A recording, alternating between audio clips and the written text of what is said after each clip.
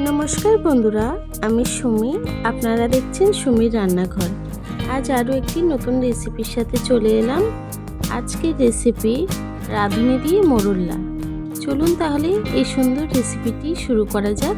তার আগে আমার ভিডিওটা যদি ভালো লেগে থাকে চ্যানেলটাকে সাবস্ক্রাইব করে ভিডিওটা লাইক দিয়ে দেবেন।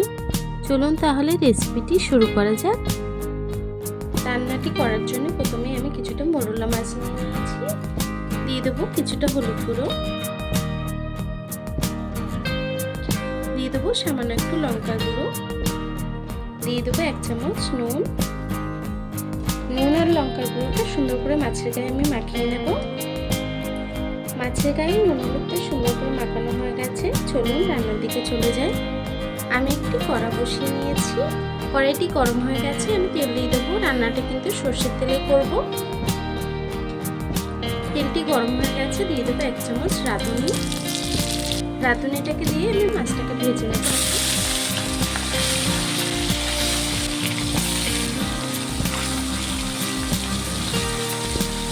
মাছটা এক পিঠ ভাজা হয়ে গেছে। মাছটাকে উল্টে নেব।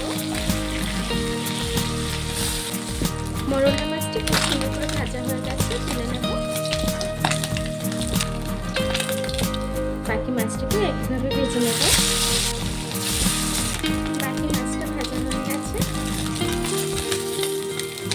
এই কড়ার মধ্যে সামান্য আরো একটু তেল দিয়ে নেব। এই তেলের মধ্যে দিয়ে দেবো সামান্য একটু নুন, দিয়ে দেবো পেঁয়াজ কুচি, দিয়ে দেবো কিছুটা কাঁচা লঙ্কা। ঝালটা আপনারা যতটা পছন্দ করেন ততটাই দেবেন। এখন পেঁয়াজ আর কাঁচা লঙ্কাটাকে একটু ভেজে নেব। পেঁয়াজ আর কাঁচা লঙ্কাটা হালকা ভাজা হয়ে এসেছে। এখন আমি পেঁয়াজ কলি আর আলু দিয়ে দেবো। আলু আর পেঁয়াজ কলিটাকে দিয়ে আমি কিছুক্ষণ রান্না করে নেব।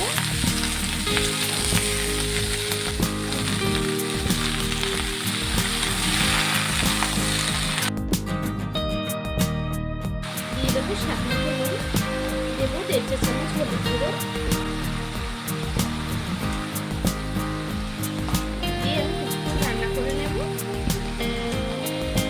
পেঁয়াজ কলি আর আলুটা সুন্দর করে রান্না করে নিয়েছি। দেখুন আলুটা কিন্তু সিদ্ধ হয়ে এসেছে সুন্দরভাবে। এখন আমি ভাজা মাছটাকে দিয়ে দেবো।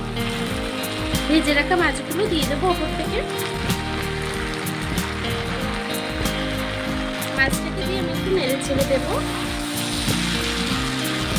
মাছগুলো একটু ভাজি তোলা দিয়ে দিলে মাছের কিন্তু একটু সুন্দর তেল মশলাটা চলে যাবে, খেতেও ভালো লাগবে।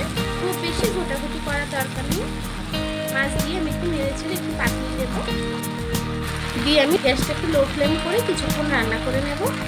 তরকারিটা কিছুক্ষণ রান্না করে নিয়েছি। তলায় একটু লেগে লেগে আসছে।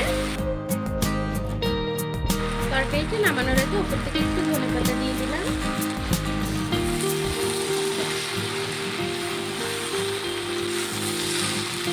আর 1 মিনিট তরকারিটা রান্না করে নেব।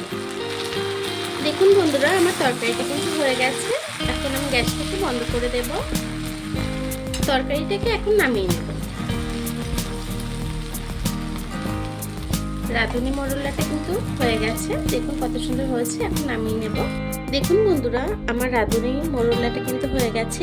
আমার এই রেসিপিটি কেমন হয়েছে কমেন্ট বক্সে জানাবেন। ভিডিওটা ভালো লেগে থাকলে চ্যানেলটাকে সাবস্ক্রাইব করে ভিডিওটা লাইক দিয়ে দেবেন। এতক্ষণ ধরে আমার ভিডিওটি দেখার জন্য আপনাদেরকে অসংখ্য ধন্যবাদ।